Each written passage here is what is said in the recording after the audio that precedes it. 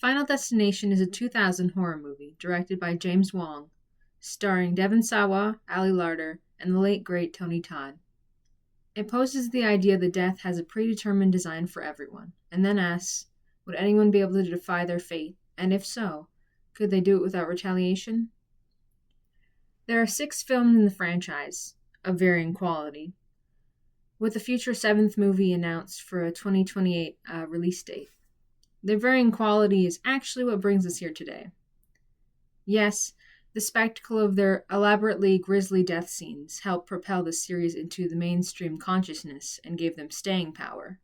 But, as with any long-running franchise, there's bound to be at least one stinker. So which ones are worth the watch? Which ones are worthy of the description iconic? Why don't I try to help you figure that out? Before we dive into my ranking, I'd like to share with you the criteria for my judgments. The categories that I decided on are all aspects that I think are key to any Final Destination installment. The initial premonition, any Death Omen songs featured, the quality of the characters, the creativity of the death scenes, whether or not it has any twists or new lore, and ultimately, how does it fit with the rest of the franchise? With that in mind, let's get to business.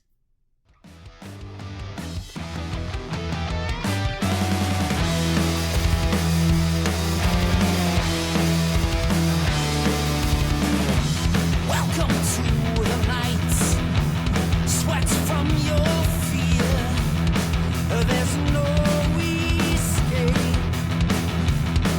A sound in the hole, curling into a ball. It won't go away.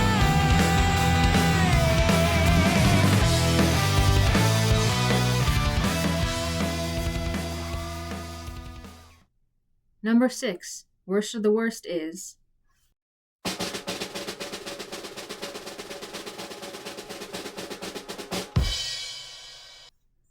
2009's The Final Destination. Can you imagine having the audacity to make the worst Final Destination movie ever and decide on the naming convention that suggests it'll be the last of the series? This was only number 4 of 6. They had to make 2 more after this to redeem the franchise. Right off the bat, there's a one of these things is not like the other vibe. See, every inciting premonition before and after The Final Destination are pretty common accidents that people might be afraid of finding themselves in. The accident that kicks off this movie is a speedway crash, which, correct me if I'm wrong, isn't a very relatable fear. The likelihood that most people will find themselves watching a race and that a car will not just crash, but fly into the stands, causing multiple explosions and a general collapse of the stadium, is pretty low, I think. Are any of the characters race car drivers even? Nope. Nor were they interesting enough for me to have learned any of their names. I may be mistaken, but I'm pretty sure the guy whose whole point was to be racist then die first was just credited as racist guy. And the main character, they didn't bother telling me a single thing about him. I don't know if he's employed or still in school or if he has any family. Not that I would have cared much. Final Destination movies aren't exactly known for their award-winning acting. This time around, though, the performances are atrocious in a way that ranges from laughably cringeworthy to put in about as much effort as a wooden plank. We don't even get any proper songs as Death Omens in this installment. Devour by Shinedown does play during the opening of the movie, but it's not out loud in the universe. It's just for the benefit of the audience. Typically, death songs in this franchise are warnings that the main character notices in their environment, so no points there. You would think that in a franchise famous for their over-the-top creativity regarding death scenes, we would be able to find a redeeming quality for The Final Destination here. Sadly, you would be wrong. The most interesting death was a pool drain-induced disembowelment, which is just a ripoff of the short story Guts by Chuck Palahniuk. Almost all of the others in this movie are from shitty-looking explosions or badly done 3D objects flying at a person. That's right. The Final Destination is in 3D. Don't you just love when your horror movie has the same quality of effects as a shitty early 2000s video game graphics? 3D is actually what ruins this particular movie's twist, if you can call it that. It's honestly closer to new lore. Our main character, Nick, I had to look up his name, he's that forgettable, has dreams, or sometimes visions, because this movie is nothing if not inconsistent, that give him hints of objects that might be involved in the next death. These dreams, of course, are shameless excuses to cram 3D into the movie. Some of the worst 3D I've ever seen, mind you. And this is a skill confined purely to this movie. None of the other protagonists before or after have object-centered dreams, which is how you know that the creators of The Final Destination gave no shits about making a good film. Just one that featured 3D. That's 2009 for you, I guess. If all of those factors aren't proof enough, The Final Destination commits one last sin by not even fitting in well with the rest of the franchise. With the questionable acting and the uninspired deaths, it feels more like a parody made by people who have only heard the general premise of Final Destination. On top of that, it is so deeply lazy as a movie as well. Would you rather see your main character piece together the rules of their situation by trial and error? Or would you rather have them somehow intuit the rules by doing next to no research under the umbrella catch of the term "some have said"? Because that's what The Final Destination chooses to do. Some have said this is the way to break death's chain? My dude, who has said this? Only people who have survived death plans for them would know this, and you haven't spoken to a single one of them. Shut up and die already. In a whole other league than 6th place, the movie in 5th place is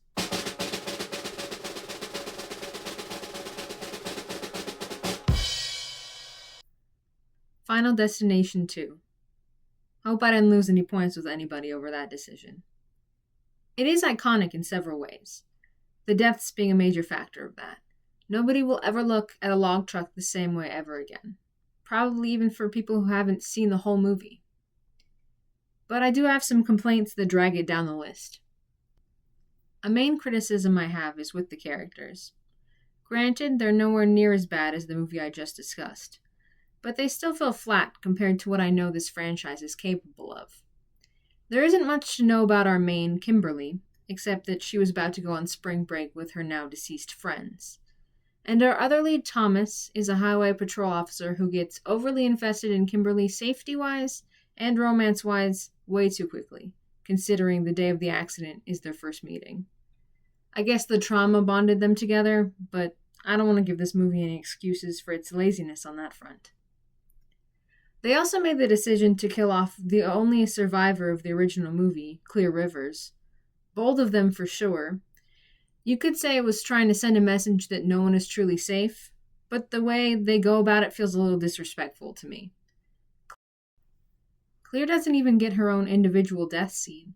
She goes out in an explosion that was set up to kill someone else. At the very least, she could have gotten to be the main focus of her own death. We also don't get much use of a death song this time around. The fact we have one at all is a big step up from The Final Destination, but Highway to Hell, as cheeky as it is played far too briefly considering the mileage the movie could have gotten out of it. Those sins are more than made up for by the initial premonition, though. Its base and everyday fear is super solid. Who isn't afraid of ending up stuck in the middle of a highway pileup?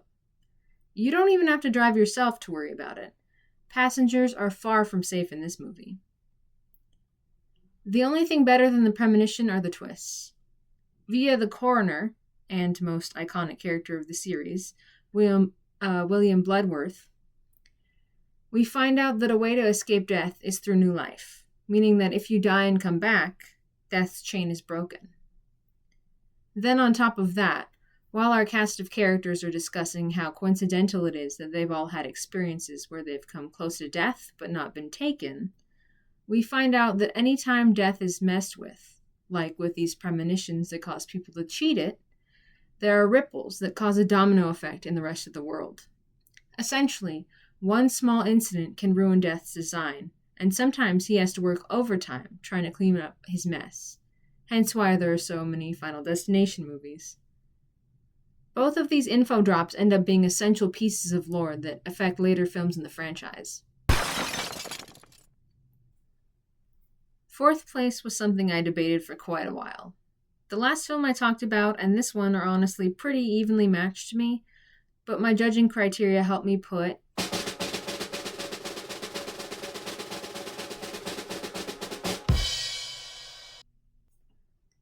Final Destination 5 in fourth place.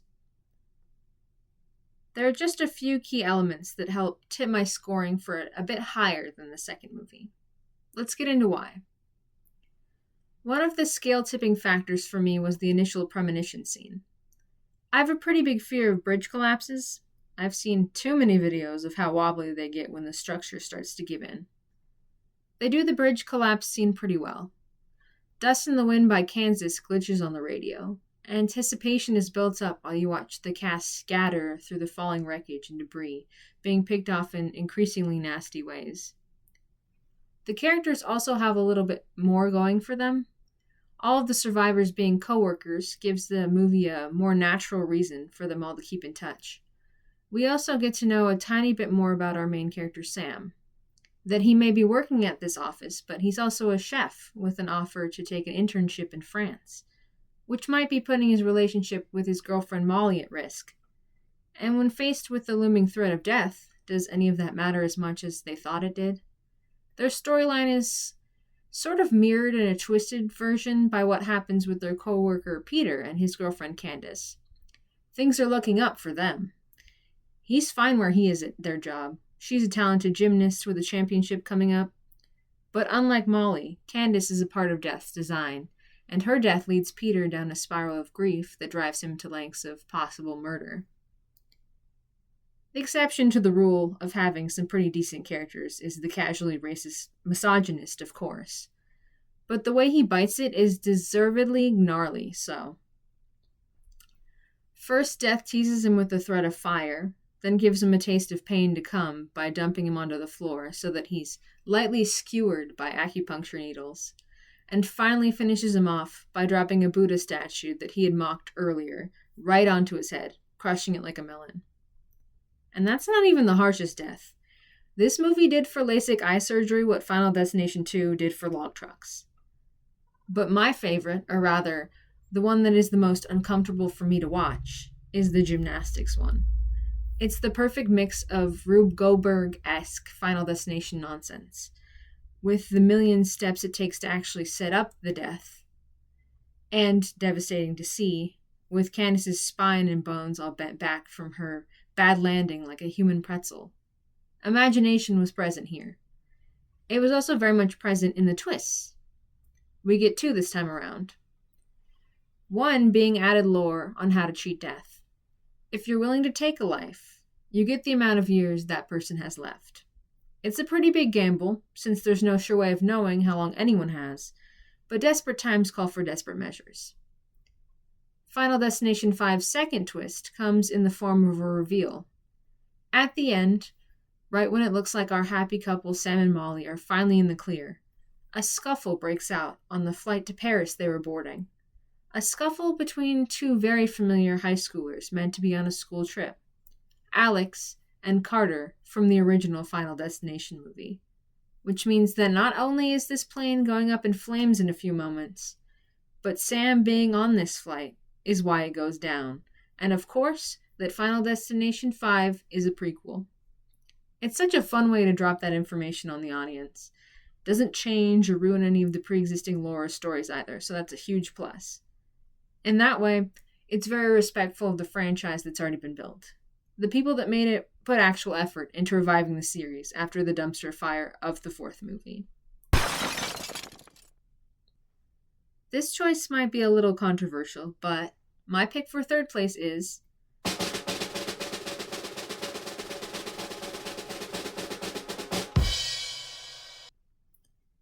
Final Destination, the original one. Hear me out here. Third place isn't necessarily a bad ranking out of 6, especially when the only atrocious movie of them all is the fourth installment. The original Final Destination sets the standard for the franchise. It starts off strong as hell with a premonition that would make anyone who doesn't already have a fear of flying pause the next time they book a flight. Not a plane crash per se, though I guess the plane does crash into the ocean afterwards. Rather, a plane explosion. Still not something you want to imagine happening while you're stuck in a metal tube thousands of feet in the air. The effects were pretty decent for the time, which is more than I can say for some other installments. Our death songs for this movie were great as well. Rocky Mountain High by John Denver, who happened to die in a plane crash himself, plays before the characters board the plane as a sick sort of warning, then later on to act as an omen of more death to come. Into the Void by Nine Inch Nails also plays in the background of another scene later on, with the fitting lyrics, "Pictures in my head of the final destination. Tried to save myself, but myself keeps slipping away." Apparently they already had the title for the movie before choosing to feature that song, but the coincidence is a cool one nonetheless. Our characters are pretty run-of-the-mill for an early 2000s horror movie. We've got a normal guy protagonist, an asshole jock, a dumbass, etc. Their connection as classmates keeps them all involved in each other's business in a realistic sort of way. Alex is a decent protagonist. Aside from him having this chance premonition that saved lives, there's nothing extraordinary about him, but he's likable enough. He cares about the other survivors and wants to try to help them out, even if it implicates him in crimes he didn't commit. And Clear Rivers is iconic, of course, an artist and a loner with a life already touched by death. I'll never forgive Final Destination 2 for taking her out so easily. Compared to other movies in the franchise, the deaths aren't as elaborate, but they do illustrate the Rube Goldberg machine way of setting up deaths. Lots of wind knocking things out of place in the exact right ways to trigger something else, or water leaking in unlikely patterns to trip someone up at the worst moment. And there is one on the funnier side, like when we find out this movie's twist, that once you're skipped in death's line, it comes back around to you, and Carter is crushed by a huge sign when celebrating supposedly beating death. All of that said, the original Destination may have set the standard for the franchise, but there's still room to grow and improve. Almost perfect, but not quite. In second place we have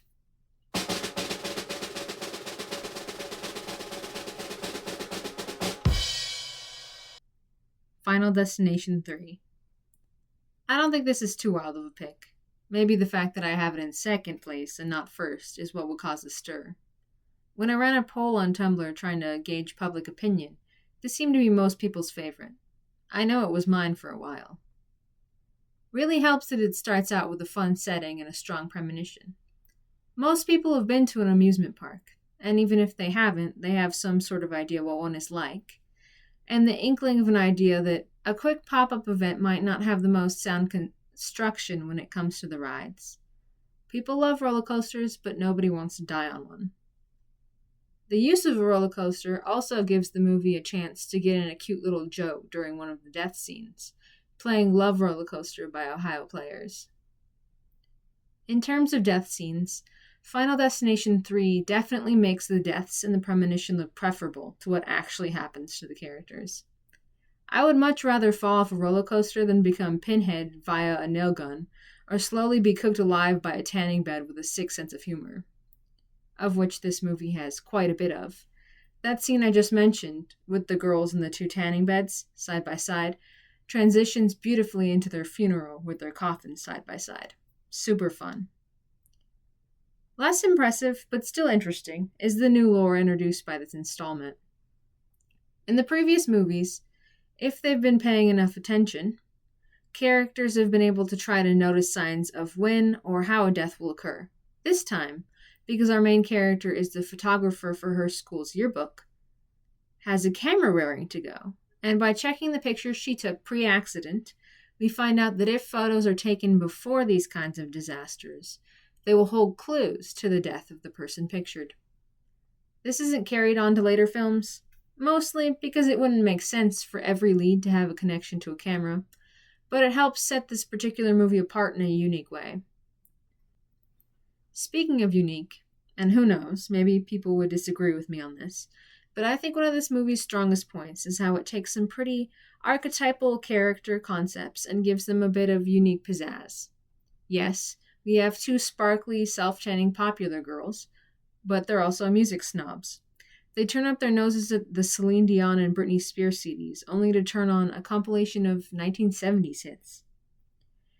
And the alternative Molgoth couple that work at the hardware store, they're the hardcore science nerds of the school.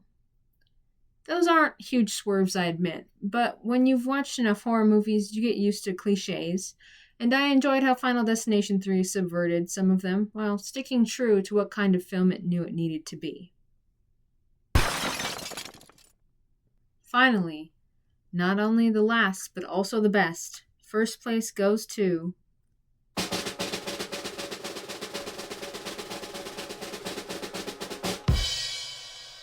Final Destination Bloodlines.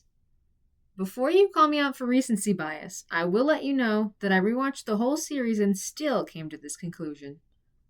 Don't worry though, I'm going to back up my opinion with plenty of examples of how I got here.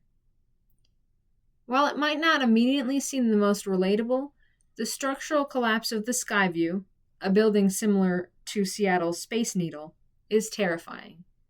Fear of heights is one of the most common phobias, and the opening of this movie leans into it hard. It lets us know that the construction of the building was completed months early, makes sure we feel how cramped the rickety elevator is, boosts the sound of the high winds surrounding the tower. The dance floor is designed to cause anxiety too. Just a crowd of people stomping on thin, transparent glass, while they're encouraged by the upbeat tempo of Shout by the Isley Brothers. Those people will certainly be shouting as they fall to their deaths. Even funnier is Kelly Clarkson's What Doesn't Kill You Makes You Stronger, playing in the driver of the garbage truck's earbuds while a girl slowly gets trash compacted to death in the back. Delightful. And that's only one of the great deaths in this movie. Final Destination Bloodlines pulls out all the stops. We've got a guy's face being mauled by a lawnmower, impalement through the mouth by weather vane, and through the head by a spring from a vending machine, plus a little callback to Final Destination 2, when logs fall off a derailed train and crush the main character and her brother. My personal favorite, though, is a particular grisly scene when a heavily pierced character, Eric, is in the room with an in-use MRI machine that slowly rips out all of his piercings.